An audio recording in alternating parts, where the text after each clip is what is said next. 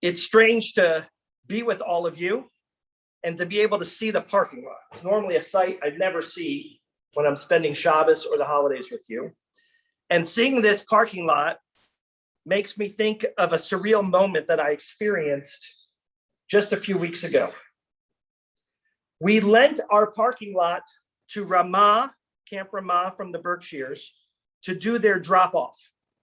So all the kids that had finished camp came here to Temple Emanu-El, and all of these coach buses just came in this perfectly orchestrated line. It was before this large tent was up here.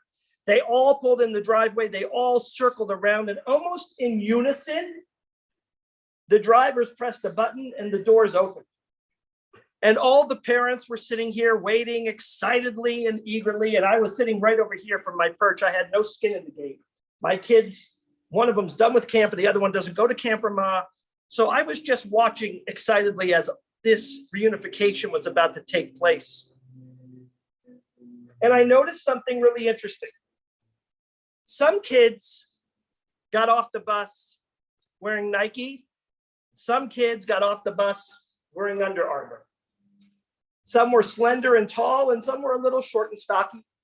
Some had curly blonde locks, and some had straight brown hair. They were all filthy, every single one of them, from 8 weeks at camp.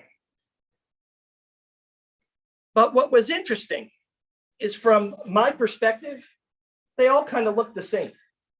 There might have been those little differentials I just explained, but they all looked the same.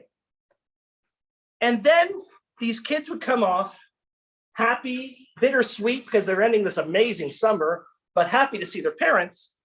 And they would come down the bus, and then this moment would happen where they would lock eyes with their parents and then would run into their embrace. And I always kind of like wondered about that moment for 1 second. Like, what caused that connection?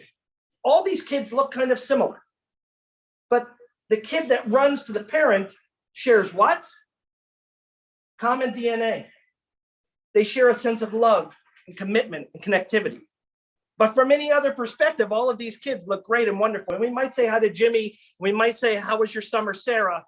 But we know that Daniel is ours. And we feel that sense of connectivity. It reminded me of when Evie and then Elias were born, my children. And in both cases, my parents and my in-laws flew in as soon as Dory went into labor. And by the time that we had delivered and we were in the hospital, they were there with us just hours later. And my sister-in-law, Kim, did the same thing. She was there with us. And when my in-laws came, Evie was in the nursery. So I took them down the hall to the nursery.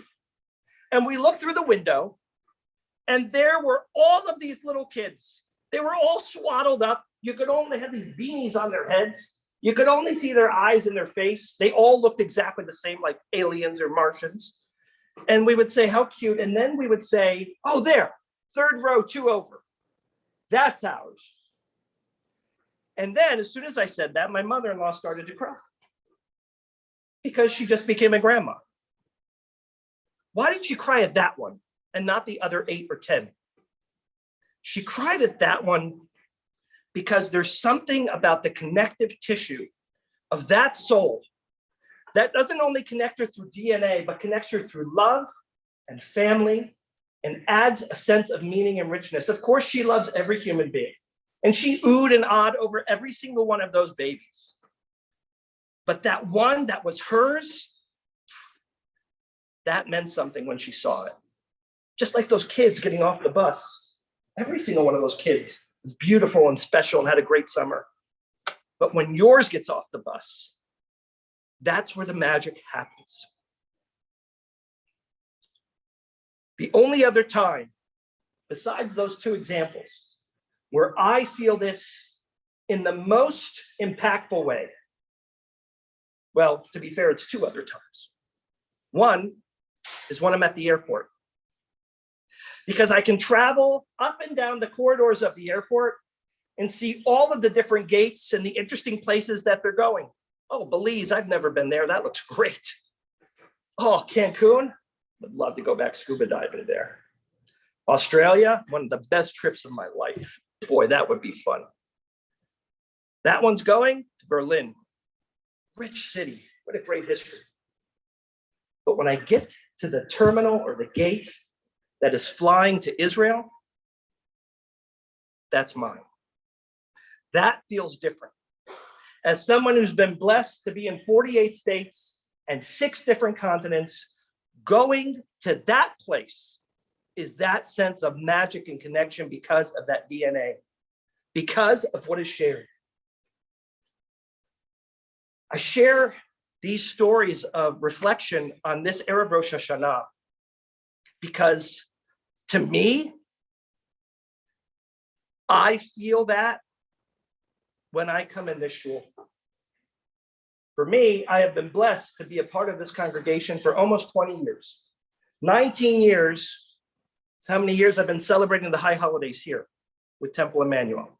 15 years as your rabbi, 4 as your overflow rabbi. This is the synagogue where my children have been blessed to grow up amongst all of you. My daughter came here when she was 2.5. My son was 2.5 weeks.